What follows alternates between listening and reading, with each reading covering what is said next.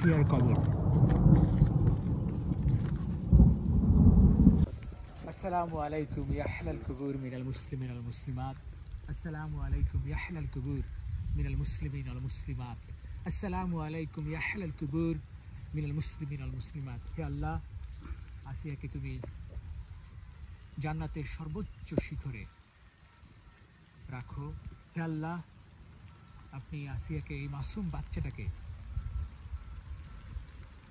পরবর্তী যে আখিরাত রয়েছে, কবরের জীবন রয়েছে, সেখানে তুমি সুখ, সেখানে তুমি তার সকল গুনাহ মাফ করে দিও।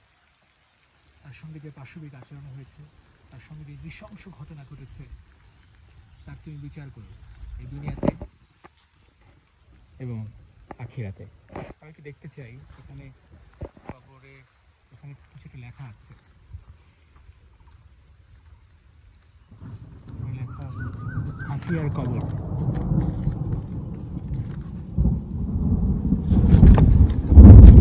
আসিয়ার কবর এখানে লেখা আছে, যদিও সেটা ঠিক মতো হচ্ছে না। এবং এখানে একটা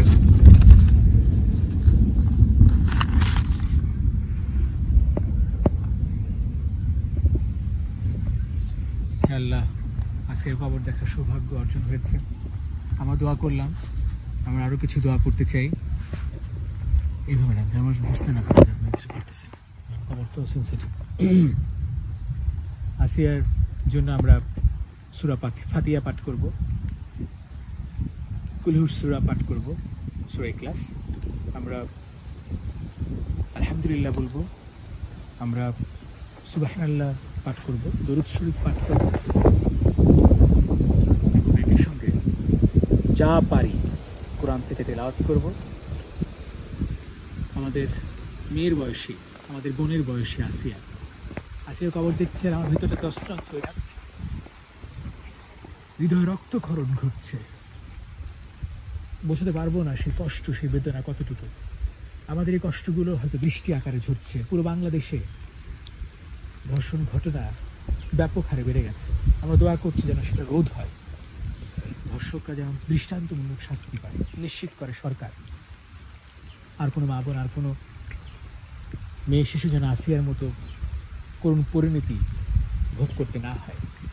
আল্লাহ, আসিয়ার কবরকে তুমি জান্নাতের টুকরা বানিয়ে দাও। আমিন আমিন সুম্মা আমিন। আল্লাহ, আসিয়ার বাবা মাকে তুমি দেখে রাখো, আসিয়ার বোনকে তুমি দেখে রাখো, আসিয়ার ভাইকে তুমি দেখে রাখো, আসিয়ার পরিবারটাকে তুমি সমৃদ্ধি দাও, সুখ দাও, সাফল্য দাও। আসিয়া যে কষ্ট ভোগ করে গেছে, তার মা বাবা সাক্ষী, তার বোন সাক্ষী, তাদেরকে তুমি হিদায়াত দান করো। যারা নরক পিশাচ রয়েছে পুরো বাংলাদেশে, তাদেরকে তুমি হিদায়াত দান করো। আবারও বলছি, আসসালামু আলাইকুম ওয়া রাহমাতুল্লাহি ওয়া বারাকাতুহু।